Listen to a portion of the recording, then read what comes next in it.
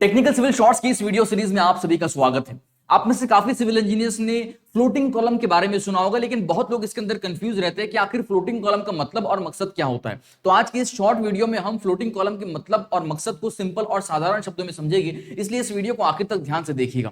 देखिए, floating column को समझने से पहले यह समझ ली कि हमारे पास जो हमारे नॉर्मल या कन्वेंशनल कॉलम्स होते हैं, जो हम यूजुअली यूज करते हैं, वो कैसे होते हैं।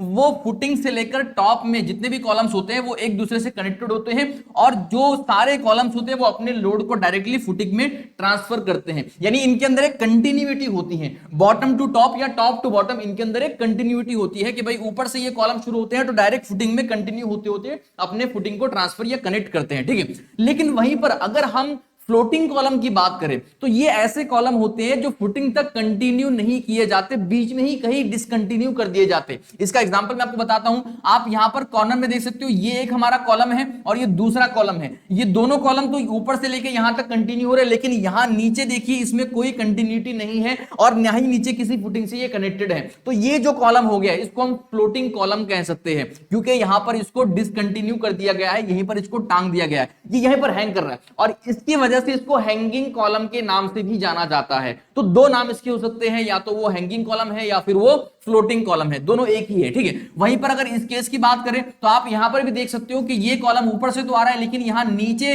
ये जो है कंटिन्यू नहीं हो रहा, इसको यहीं पर डिसकंटिन्यू कर दिया गया है। तो ये जो कॉलम है ये अपना फ्लोटिंग कॉलम हो जाता है। अब आप कहोगे कि इसके लोड कहां ट्रांसफर होते हैं फिर, तो ये जो डिसकंटिन्यू कॉलम होते हैं इनके लोड बीम और स्लैब पे ट्रांसफर होते हैं। इनके नीचे जो बीम और स्लैब होते हैं उसके ऊपर इनके लोड ट्रांसफर होते हैं और वहां से फिर बाकी के जो नजदीकी कॉलम होते हैं वहां पर वो ट्रांसफर होते हुए नीचे गुजरते हैं। तो ये हम इसे कहते हैं फ्लोटिंग कॉलम या फिर ये हैंगिंग कॉलम। उसी तरह से आप ये भी देख सकते हो, सेम सिनारियो है कि यहां पर हमने इसको ऊपर से तो लाया कॉलम को, लेकिन नीचे इसको आगे डिसकंटिन्यू कर दिया।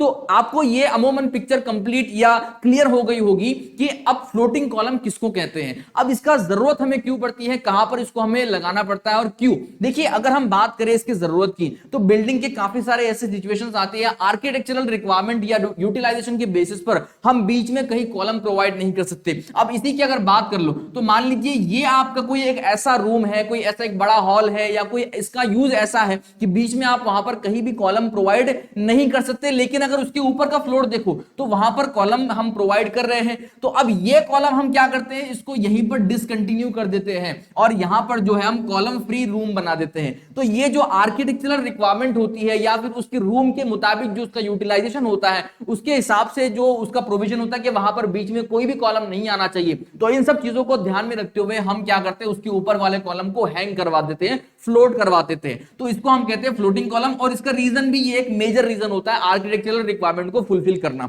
ठीक है। दूसरा एक ये भी रीजन हो सकता है कि भाई बॉटम में आपने देखा होगा कई जगह कि बिल्डिंग के जो बेसमेंट होते हैं या फिर जो ग्राउंड फ्लोर होता है वहां पर पार्किंग के लिए हम बहुत नजदीक कॉलम को प्रोवाइड नहीं कर सकते ताकि हमें वहां पर इनफ स्पेस मिल सके पार्किंग के लिए। तो ऐसी सिचुएशन के ऊपर भी हम क्या कर सकते हैं कि ऊपर से जो कॉलम आ रहे हैं उनको हम यहीं पर हैंग कर देते हैं और यहां पर बॉटम में जो पार्किंग की स्पेस होनी चाहिए उसको हम खुला छोड़ देते हैं। तो ये भी उसका एक मेन रीजन हो सकता है जिसकी वजह से हमें जो है फ्लोटिंग कॉलम को प्रोवाइड करने की जरूरत पड़े। लेकिन ध्यान रखिएगा, जब भी आप फ्लोटिंग कॉलम को प्रोवाइड करते हो तो अगर आपका अर्थक्वेक प्रोन जोन में स्ट्रक्चर है तो आपको इसका बहुत ध्यान रखना होता है और साथ साथ में उसको आपके अलग प्रिवेंटिव मेजर्स या और भी ऑल्टरनेटिव ऑप्शंस देने पड़ते हैं। क्यों?